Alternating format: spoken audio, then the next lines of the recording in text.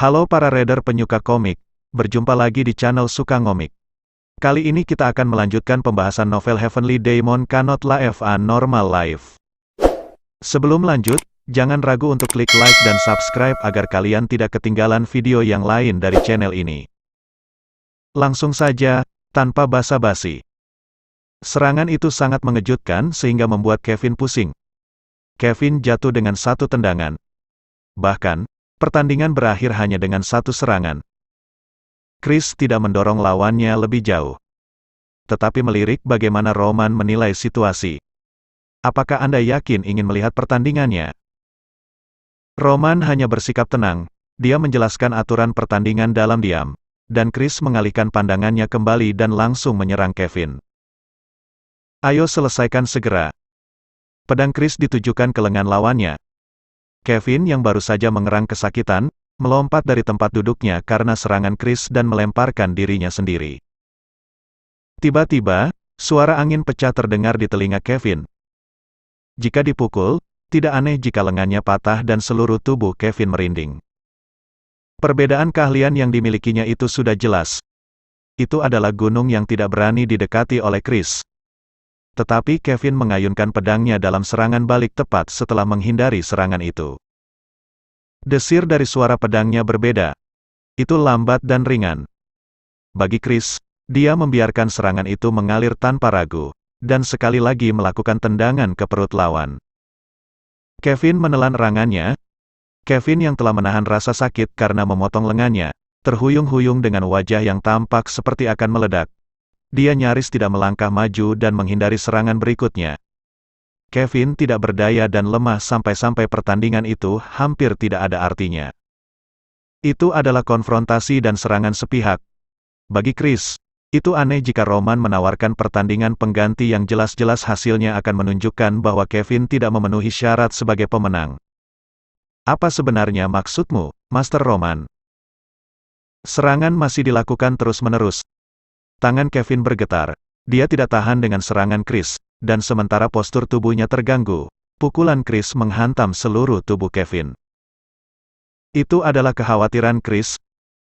Tidak peduli berapa banyak pertandingan dilakukan dengan pedang kayu, Chris sengaja tidak menggunakan pedang pada kesempatan yang sempurna dan berharap lawannya tidak terluka parah.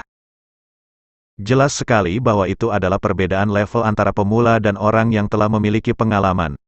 Bahkan jika Kevin berjuang, dia tidak bisa mengatasi tembok Chris yang telah berlatih selama beberapa dekade. Akhirnya, serangan datang lagi. Kevin menggigit busa darah di tinjunya yang menebas di perutnya. Kevin terhuyung-huyung seperti sedang berlutut, dan Chris mengeluarkan suara marah pada Kevin. Menyerah saja. Pertarungan sudah berakhir. Meskipun Chris memiliki beberapa peluang untuk menyelesaikannya dengan cepat, tapi Chris berusaha agar Kevin mengetahui batasan dan memilih untuk menyerah padanya. Namun, Kevin nampaknya memilih untuk tetap bertahan. Dia dengan paksa meraih kakinya yang gemetar. Dia mengarahkan pedangnya ke lawan seolah-olah dia sedang mencoba untuk memblokir serangan berikutnya. Mengapa kau melakukan ini? Penampilan yang Kevin perlihatkan cukup menyedihkan. Saat dia berguling-guling di tanah beberapa kali, pakaiannya menjadi compang camping. Dan atasannya yang robek memperlihatkan perutnya yang kemerahan akibat terkena serangan Chris. Dan dia juga memuntahkan darah dari mulutnya. Pasti dia mengalami kejutan besar pada organ dalamnya. Dan darah yang keluar darinya membuat jantungnya menjadi dingin. Ini adalah batasannya. Ini bisa menjadi situasi yang sangat berbahaya. Meski menang atau kalah sudah jelas, penampilan Kevin dengan pedangnya benar-benar di luar akal sehat Chris. Jangan menganggap kamu orang hebat hanya karena kamu telah diserang beberapa kali. Dari awal dan sepanjang pertandingan, aku tidak pernah melakukan yang terbaik. Aku bisa menghancurkan kepalamu yang seperti tahu sejak pertama kali pertandingan dimulai. Tetapi, karena ini adalah pertarungan, aku meletakkan simpati di tanganku. Itulah perbedaan antara kau dan aku. Aku tidak tahu bagaimana kau datang ke pertempuran ini. Tapi kupikir jika kau sudah melakukannya dengan cukup baik. Kau cukup baik karena bisa bertahan sebanyak ini untuk ukuran orang normal yang bahkan tidak tahu cara menggunakan mana. Sebuah kata yaitu, kekuatan. itu saja membuat Kevin sengsara. Dan itulah batas kesabaran yang bisa diterima Chris. Kukatakan untuk terakhir kalinya. Jika kau menunjukkan keinginan untuk bertarung lebih banyak, bersiaplah untuk kelumpuhanmu. Ini peringatan terakhir. Kevin hanyalah boneka. Tidak ada alasan untuk tersinggung olehnya. Ketika Kevin disuruh mengakui kenyataan, senyum muncul di wajah Kevin yang membuat Chris terkejut. Dia tertawa. Seolah tak tahan menahan senyuman, Kevin pun tak repot menyembunyikan gelak tawa yang muncul dari dalam dirinya.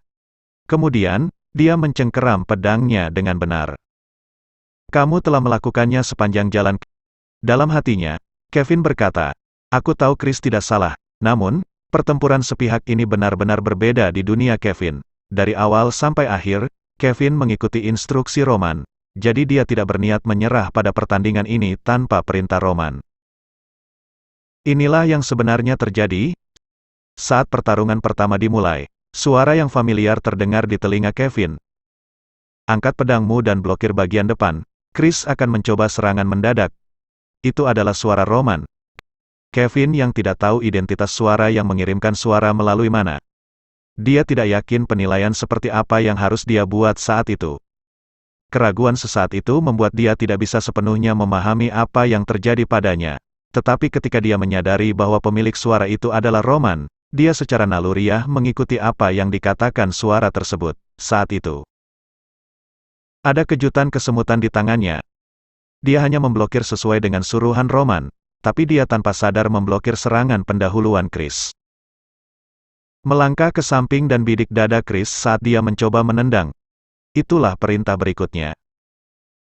Kevin ingin mengikuti Roman, namun, kecepatan reaksinya lebih lambat dari yang diharapkan. Dan tendangan Chris yang diramalkan Roman mengenai perutnya sebelum dia menyadarinya. Untuk sesaat, napasnya tertahan di tenggorokannya, dan Kevin yang jatuh ke lantai memegang perutnya. Air liur kental menetes dari mulutnya. Kevin baru saja memotong lengannya sendiri seminggu yang lalu, tetapi rasa sakitnya sulit untuk dibiasakan. Saat itu, dorong dirimu ke kanan. Suara itu menembus pikirannya. Kevin tahu bahwa, untuk hidup, dia harus mengikuti kata-kata mutlak dari Roman. Dengan paksa menelan rasa sakit, dia terbang menjauh dan melihat Chris mengayunkan pedangnya ke arah yang diharapkan. Serang dada kiri lawan. Itu adalah celah. Chris mengayunkan pedangnya lebar-lebar dan memperlihatkan celahnya, dan Kevin sepertinya bisa memberikan pukulan jika dia menyerangnya. Kali ini, bagaimanapun, serangan itu tidak berhasil karena kurangnya kemampuan Kevin. Kecepatan mengayunkan pedang itu sangat lambat hingga ia menguap, dan jarak serangannya pendek karena langkah-langkah yang kusut. Itu menjadi sebuah kegagalan total. Chris bahkan tidak tahu bahwa lawannya sedang melihat celahnya. Itu adalah serangan yang dapat dengan mudah dihindari oleh Chris. Dan pada serangan balik Chris, Kevin kembali dipukuli di bagian perut. Itu adalah pertarungan satu sisi. Kevin hancur bahkan tanpa bisa melakukan serangan balik, dan dia ingin segera duduk dengan rasa sakit yang luar biasa sampai darah menjijikkan keluar. Meski begitu, kata-kata menyerah tidak keluar dari mulutnya. Terlepas dari kenyataan bahwa Roman tidak memberi perintah untuk berhenti, apa yang terjadi saat ini sangat lucu. Tuan Roman adalah maha kuasa. Chris bertingkah seperti boneka, seperti yang dikatakan Master Roman. Suara Roman adalah sebuah ramalan. Ketika Roman mengatakan bahwa Chris akan menyerang ke kanan, hal yang sama terjadi di kehidupan nyata, dan celah Roman tampak seperti kesempatan untuk benar-benar menjatuhkannya. Namun, kemampuan Kevin untuk mengimplementasikan perintah tersebut tidak cukup. Menurut saran Roman, itu adalah pertarungan yang seharusnya bisa mengalahkan Chris dengan mudah. Tetapi tubuh kecil Kevin tidak bisa mengimbangi apa yang telah dia dengarkan. Itu lucu. Mengetahui bahwa ksatria aura bintang 2 yang disegani oleh para orang biasa seperti dirinya, malah diolok-olok oleh Master Roman dengan meletakkannya di telapak tangannya seperti sebuah mainan. Kevin akhirnya menyadari bahwa inilah alasan dirinya dikirim untuk mewakili Dalian. Ini adalah level Master Roman. Chris, yang disebut jenius terbesar Dmitri, bahkan tidak bisa mengikuti kemampuan Master yang sebenarnya. Orang seperti itu adalah tuan yang akan saya persembahkan kesetiaan selama sisa hidup saya.